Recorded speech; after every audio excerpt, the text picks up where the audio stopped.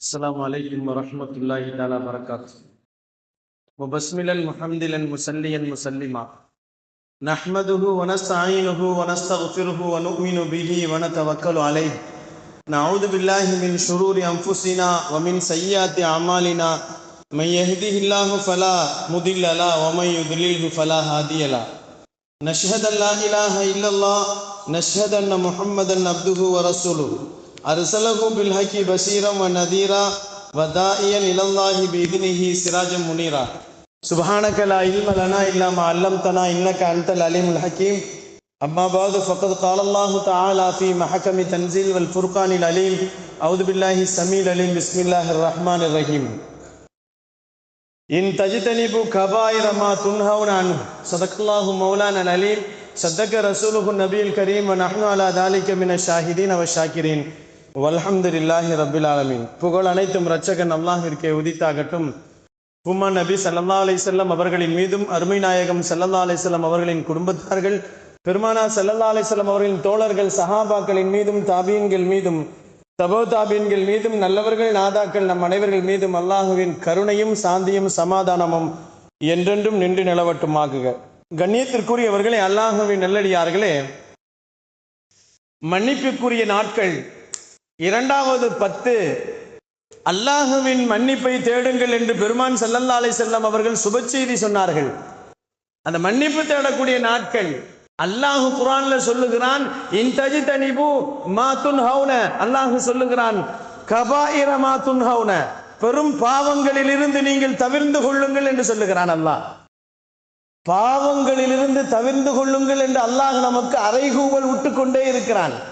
சில இடங்களிலே அல்லாஹ் சொல்லுகிறான் கஃபாருன் என்று சொல்லுகிறான், நான் மன்னிக்க கூடியவன் என்று சொல்லுகிறான். கஃபூர் என்று சொல்லுகிறான், நான் மன்னிப்பதிலே மேலானவன் என்று சொல்லுகிறான். கண்ணியமானவர்களே, அல்லாஹும் மன்னிக்க தயாராக இருக்கிறான்.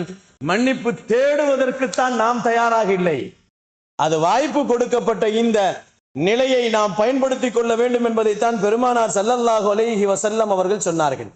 கண்ணியத்திற்குரியவர்களே, ஒரு சஹாபி வந்தாங்க, பெருமானார் ஸல்லல்லாஹு அலைஹி வஸல்லம் வந்து கேட்டாங்க, நாயகமே, ஒரு நல்ல மூமினுக்கு அடையாளம் சொல்லுங்க. ஒரு மூமின் நல்ல மூமின் அவர் எப்படி தெரிஞ்சுக்கிறது என்று கேட்ட உடனே பெருமானார் ஸல்லல்லாஹு அலைஹி வஸல்லம் அவர்கள் சொன்னார்கள், இதா சர்ரத்துக்க ஹஸனத்துக்க இதா சாஅத்துக்க சய்யிஅத்துக்க ஃபஹுவ மூமினுன் என்று சொன்னார்கள். கண்ணியத்திற்குரியவர்களே, 2 வார்த்தைகள் தான் பெருமானார் சொன்னார்கள். இதா சர்ரத்துக்க ஹஸனத்துக்க, நீ ஏதாவது ஒரு நன்மையை செய்தால் உனக்கு சந்தோஷம் வரும், உள்ளத்துல சந்தோஷம் வரும்.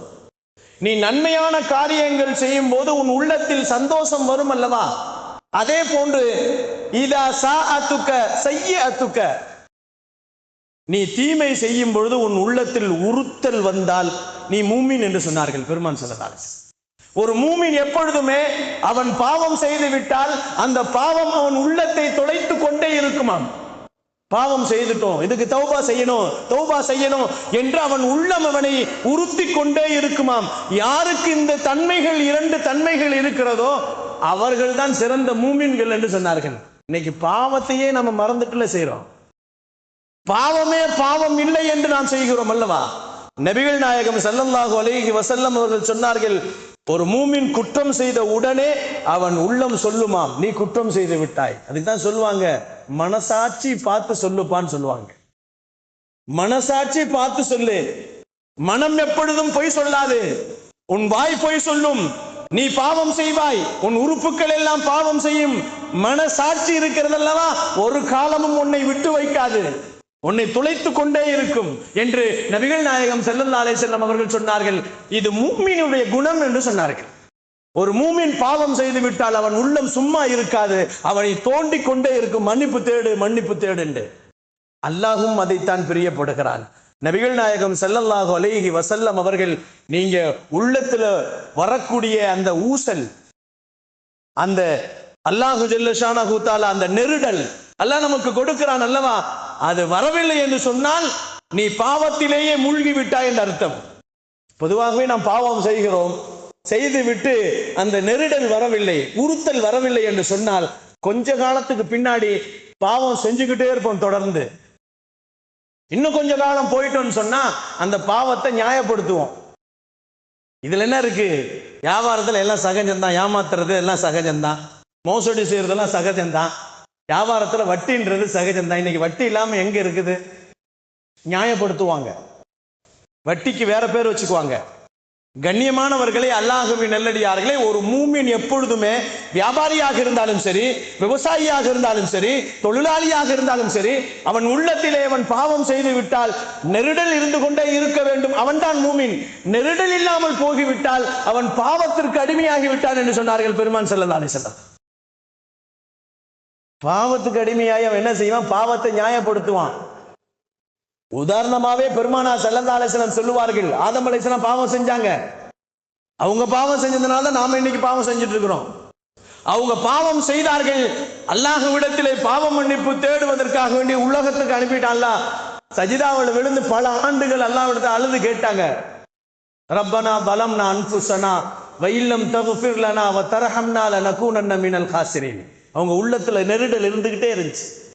பாவம் செஞ்சிட்டமே, அல்லாஹ் செய்ய வேணான்னு சொன்னதை செஞ்சிட்டமே என்று நெருடலின் காரணமாக 40 வருடங்கள் அவர்கள் சஜிதாவிலே விழுந்து விழுந்து விழுந்து அல்லாஹ்விடத்தில் சொன்னாங்க, லலம்னா, நான் அநீதம் செய்து விட்டேன், எனக்கு நான் அநீதம் செய்து விட்டேன் ரப்பே, அன்ஃபுஸனா, என் ஆத்மாவுக்கு அநீதம் செய்து விட்டேன், வைல்லம் தக்ஃபிர் லனா, நீ மன்னிக்கலனா நான் நஷ்டமா போயிடுவேன்.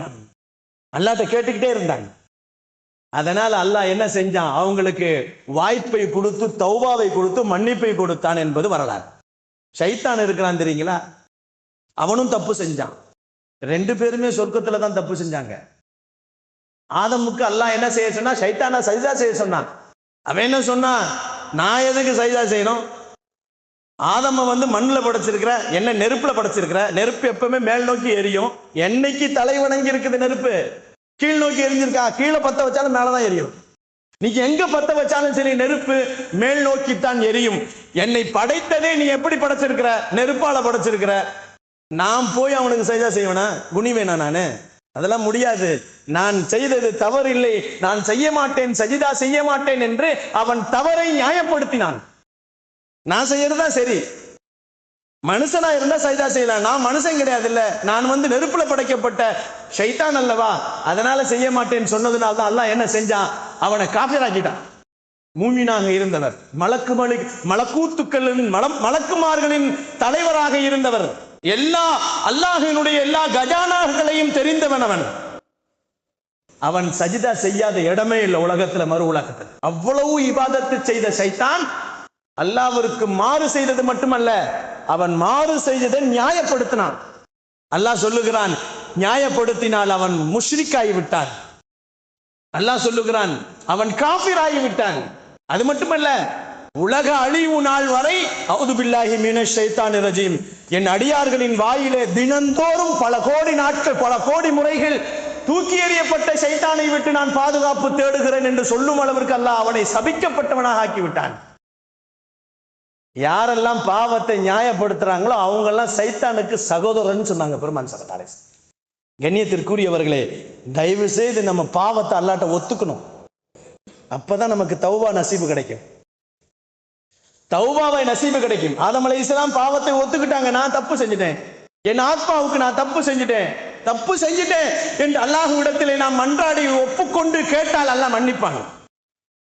அன்பிற்கினியவர்களே, அல்லாஹ்வின் நல்லடியார்களே, பெருமானார் ஸல்லல்லாஹு அலைஹி வஸல்லம் அவர்கள் எது வரைக்கும் அல்லாஹ்வுடைய மன்னிப்பு இருக்கு?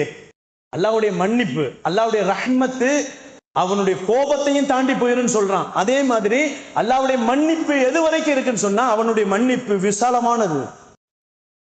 துன்யாவில் மட்டும் கிடையாது, நரகம் வரைக்கும் போகுமா அவனுடைய மன்னிப்பு. அதற்கு ஒரு உதாரணம் பெருமானார் ஒரு ஹதீஸ் சொல்லுவாங்க, ஒரு நீண்ட ஹதீஸ், அதை சொல்லிட்டு முடிச்சிடுறேன் நான். மறுமையில் அல்லாஹ் என்ன செய்வானா? 2 நரகவாதியை கூட்டிட்டு வர சொல்லுவானா மலக்குமார்ட்ட. 2 நரகவாதிகள், அவங்க எரிஞ்சு கட்டையா கரியா இருப்பாங்க, அதாவது கரிக்கட்டையா இருப்பாங்க. கரிக்கட்டையா இருக்கக்கூடிய 2 நரகவாதிகளை கூட்டிட்டு வர சொல்லுவான் அல்லாஹ்.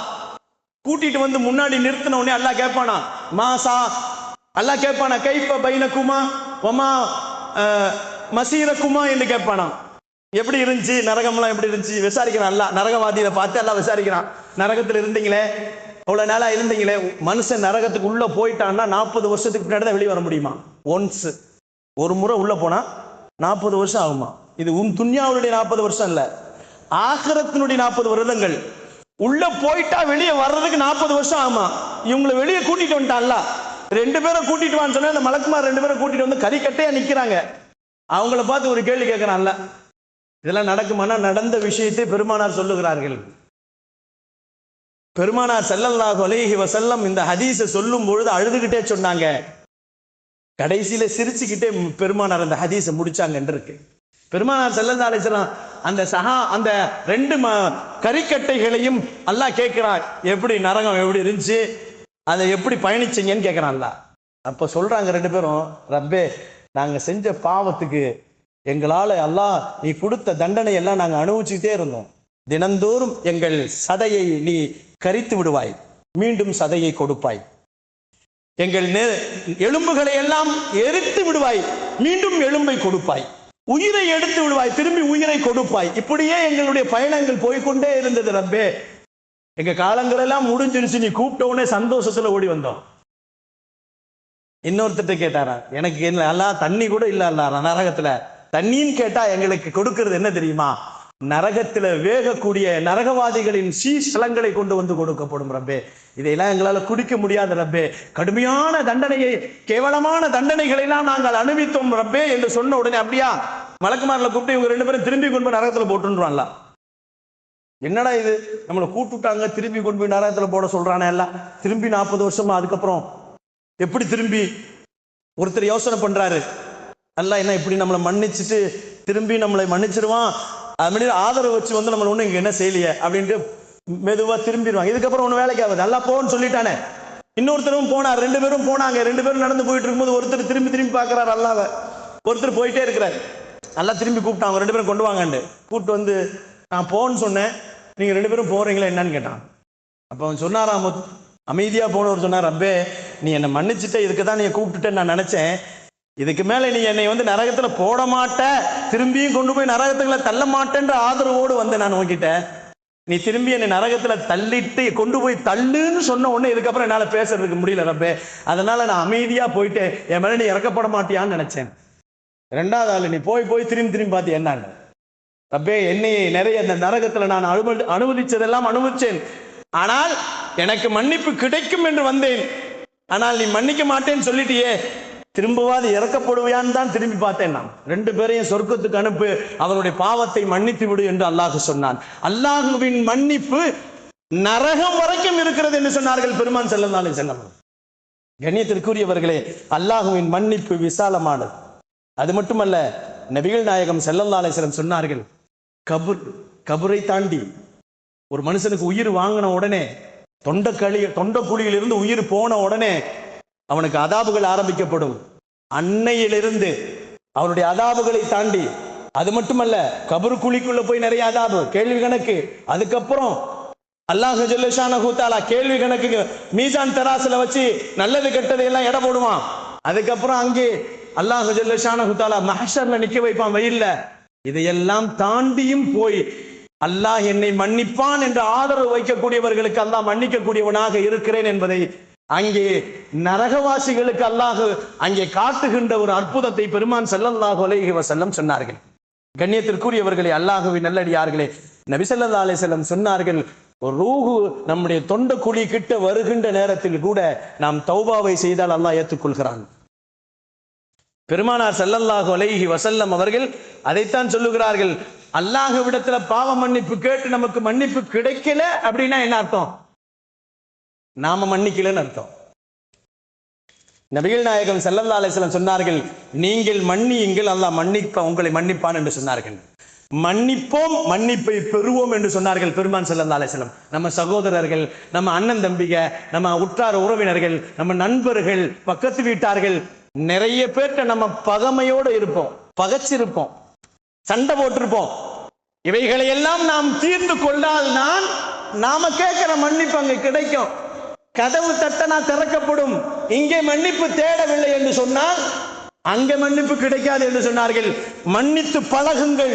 பெருமானார் ஸல்லல்லாஹு அலைஹி வஸல்லம் அவர்கள், என் உம்மத்திலே நான் எதிர்பார்த்தது மன்னிப்பை தான். அபூபக்கர் ரலியல்லாஹு, உமர் ரலியல்லாஹு 2 பேர்களுக்கும் சண்டை ஏற்பட்டு, வாக்குவாதங்கள் ஏற்பட்டு அவர்கள் மன்னிப்பு ஒருத்தருக்கு ஒருத்தர் மன்னிக்க முடியாம பெருமானாருடைய சபையில போய் நிற்கிறாங்க. அருமைநாயகம் ஸல்லல்லாஹு அலைஹி வஸல்லம் அவர்கள்ட்ட வந்து உமர் ரலியல்லாஹு சொல்றாங்க, நாயகமே, அபூபக்கருக்கு நான் மன்னிக்க மாட்டேன்னு சொல்லிட்டு 2 பேருக்கு சண்டை வந்துருச்சு. ஆனா அவரு எப்படிப்பட்டவர்னா அஃதலுல் பஷர் பாதல் அன்பியா, நபிமார்களுக்கெல்லாம் அடுத்த ஒரு கேட்டகரியில இருக்கக்கூடிய அபூபக்கரையை நான் மன்னிக்க மாட்டேன் என்று சொல்லிட்டேன். நான் மனுஷனா, என்னை மன்னித்து விடுங்கள் நாயகமே என்று கேட்ட உடனே அபூபக்கர் இல்ல சொன்னாங்களாம், நீங்க தான் என்னை மன்னிக்கணும்ட்டாங்களாம். பெருமானார் ஸல்லல்லாஹு அலைஹி வஸல்லம் சொன்னார்களாம், என்னுடைய உம்மத்துமார்கள் ஒருத்தரை ஒருத்தர் அதாவத் பகைமையை விட்டு ஒழிப்பதைத்தான் நான் எதிர்பார்த்தேன் என்று அவர்கள் கண் குளிர அவர்களின் கண்கள் எல்லாம் ஆனந்த கண்ணீரோடு சொன்னார்கள், என் உம்மத்திலே நான் இதை எதிர்பார்த்து கொண்டிருக்கிறேன் என்று சொன்னார்களாம். நபிகள் நாயகம் ஸல்லல்லாஹு அலைஹி வஸல்லம் அவர்கள் சொந்தங்கள் பந்தங்கள் யாராவது நீங்கள் வரும் அதாவத்தோடு இருந்தீர்கள் என்று சொன்னால் அவர்களுக்கு மத்தியிலே மன்னிப்பு கேட்டுக் கொள்ளுங்கள் என்று சொன்னாராம். ஒருத்தர் எந்திரிச்சாராம், ஒரு சஹாபி, நாயகமே, என்னுடைய மாமனாருக்கும் எனக்கும் சண்டை, நான் போய் மன்னிப்பு கேட்டு வரேன்னு சொன்ன போனாங்க. இது போன்று வரலாறுகள் நமக்கு நிறைய இருக்கிறது. நம்ம கௌரவத்தோடு கண்ணியத்தோட நம்ம திமிரோடு இருந்தோம் என்று சொன்னால் அங்க அல்லாட்ட மன்னிப்பு கிடைக்காது. அல்லாஹு ஜல்ல ஷானஹு தஆலா மன்னிப்பதிலே மேலானவன். நம் பாவங்களை மன்னிப்போம், நம் சொந்தங்களை மன்னித்து பழகுவோம், அல்லாஹ்விடத்திலே மன்னிப்பை பெறுவோம். அல்லாஹ் அந்த தௌஃபீக்கை எனக்கும் என்னுடைய குடும்பத்தாருக்கும் உங்களுக்கும் உங்களுடைய குடும்பத்தாருக்கும் நசீபாக்குவானாக. வாஹிரு தாவானா அனில் ஹம்துலில்லாஹி ரப்பில் ஆலமீன். அஸ்ஸலாமு அலைக்கும் வரஹ்மத்துல்லாஹி வபரகாத்துஹு.